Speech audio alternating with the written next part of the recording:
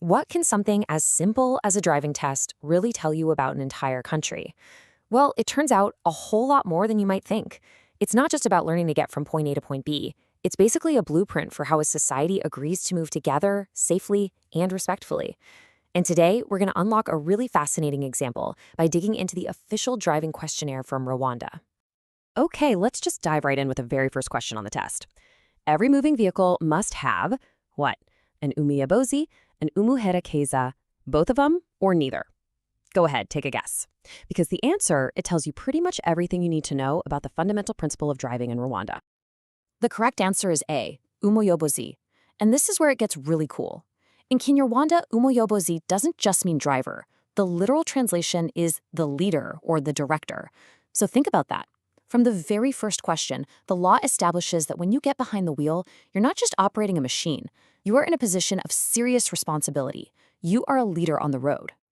And that idea of leadership, that sense of being the director of the whole situation, it actually starts before you even put the key in the ignition. This first set of rules isn't even about driving. It's all about the vehicle itself. It's about your responsibility for the machine you're in command of. For instance, what's a leader's number one job? To protect the most vulnerable, right? Well, the law is super specific about this. It strictly prohibits any child under the age of 12 from sitting in the front passenger seat. It's a clear-cut, simple rule, but it sends a really powerful message about safety first. The level of technical detail here is it's fascinating. The law actually says that your vehicle's horn has to be loud enough to be heard from at least 50 meters away. Now, this isn't just about making noise. It's about standardizing a critical piece of safety gear so that every single leader on the road has a reliable, predictable way to signal their presence and, hopefully prevent an accident. And that leadership responsibility, it isn't one size fits all. It actually scales depending on the type of vehicle you're in charge of. Things like public transport vehicles, big, heavy goods trucks, and even the cars used to teach new drivers, they all have to go through a technical inspection every 6 months. It makes sense, right? The more potential risk you're managing, the more frequently you have to prove your vehicle is safe. So when you put it all together, what you've got isn't just a random list of rules. It's essentially a mandatory pre-drive safety checklist that's been written directly into the law. The rules make sure that the leader has confirmed their vehicle is safe and ready to go before the journey even starts.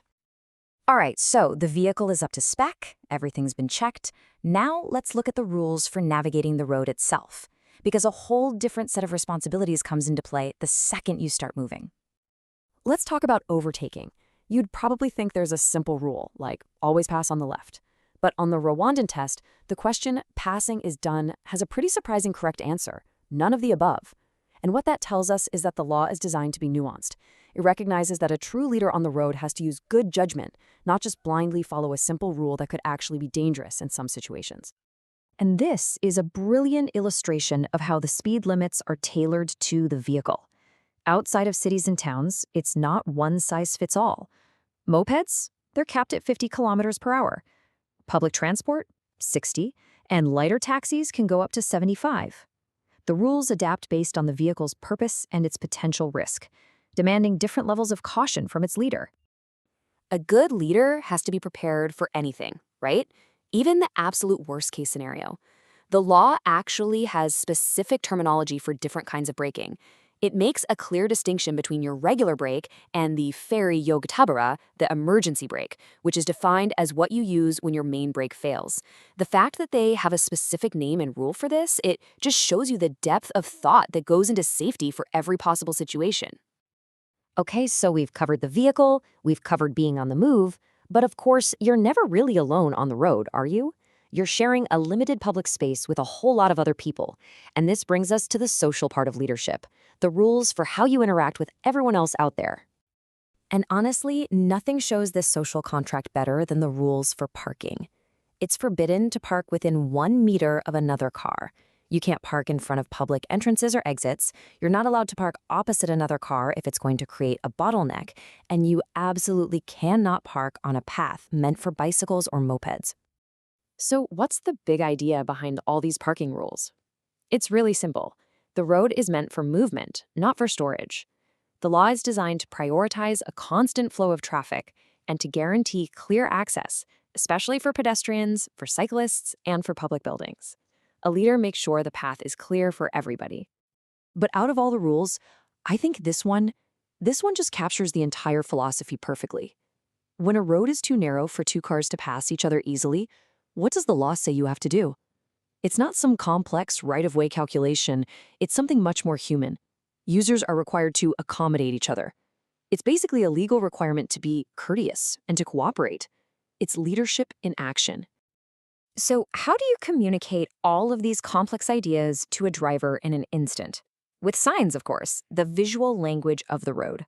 Let's do a quickfire round of some of the key ones. This one's pretty straightforward. Uneven road. It's a heads up that the road surface ahead is in bad shape, so you need to slow down. Here, you've got a warning for strong side winds. It's telling you to be cautious of an invisible danger, something that could really affect your car's stability. This one means end of all prohibitions. So whatever restrictions were in place before, like a lower speed limit or no overtaking, they're now officially lifted. And finally, a classic, dead end. Pretty clear, right? The road doesn't go through, so unless that's your final destination, you're gonna have to turn around. So what's the big takeaway here? When you look at it all together, Rwanda's driving laws are clearly built on this foundation of personal responsibility, with the driver framed as a leader. It's a whole system that prioritizes preparation, safety, and this beautiful idea of a social contract for movement, all captured in that simple duty to accommodate each other. And that leaves us with one final thought. Because look, this isn't just about Rwanda. It's really a lens we can use anywhere. The next time you're out driving, just take a look at the rules around you, the speed limits, the parking signs, the way people interact, and ask yourself, what do the rules of the road, right here, where I live, reveal about our unspoken priorities?